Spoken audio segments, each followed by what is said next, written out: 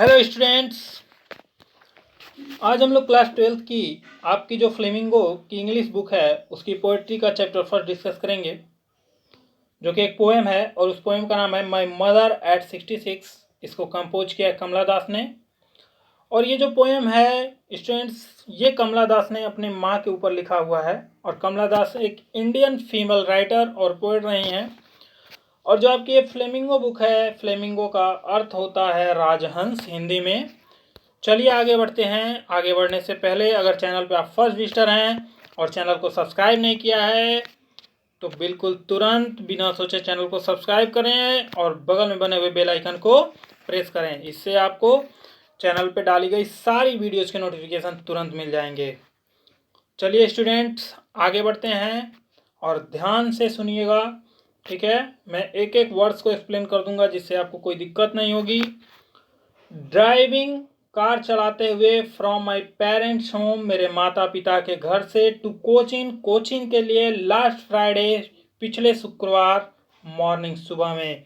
यानी यहाँ कवित्री कहती हैं कि पिछली सुबह शुक्रवार या पिछली शुक्रवार की सुबह कार चलाते हुए मैं अपने माता पिता के घर से कोचिंग के लिए जा रही थी।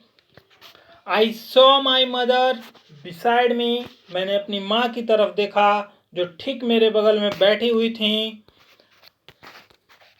दोज ओपन माउथेड, जिनका मुख ऊँघते हुए आधा खुला हुआ था। ऊँघते हुए का मतलब होता है, ऊँघने का मतलब होता है आधी नींद में, ठीक है स्टूडेंट्स। तो ऊँघते हुए उनका मुंह खुला हुआ था।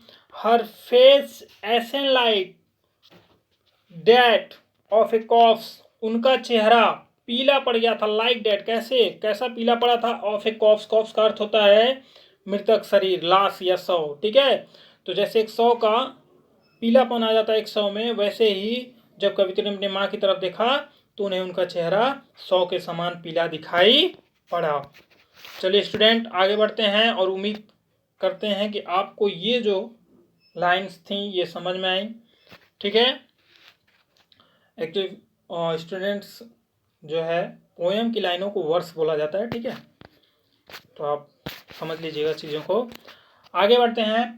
Pen and realise with that, बड़े ही कष्ट के साथ या दर्द के साथ मैंने महसूस किया कि, डैट की, यहाँ डैट का अर्थ क्या हो जाएगा कि, she was as old as she looked, वो उतनी ही बूढ़ी है जितना कि वो बूढ़ी दिखाई दे रही हैं।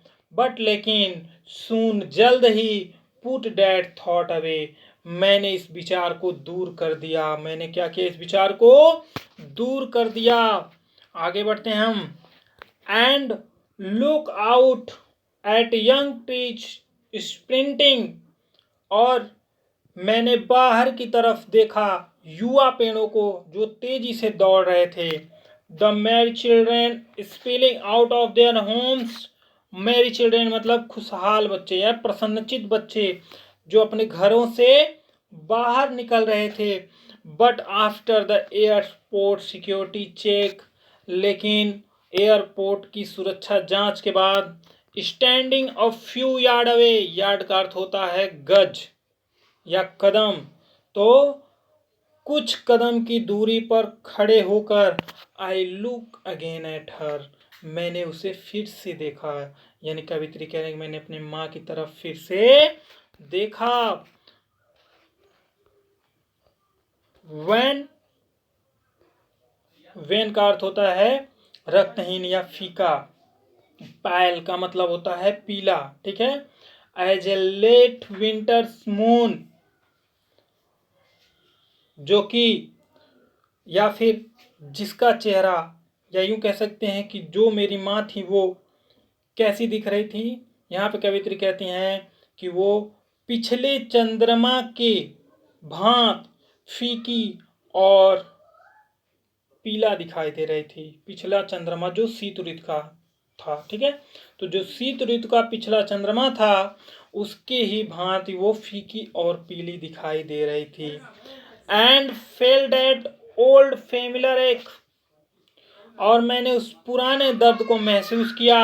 माई चाइल्डहुड फियर्स, मेरे बचपन का डर या भय, but all I said was, लेकिन मैंने केवल इतना ही कहा, सी यू सून अम्मा, मैं तुमसे जल्द ही मिलूंगी अम्मा।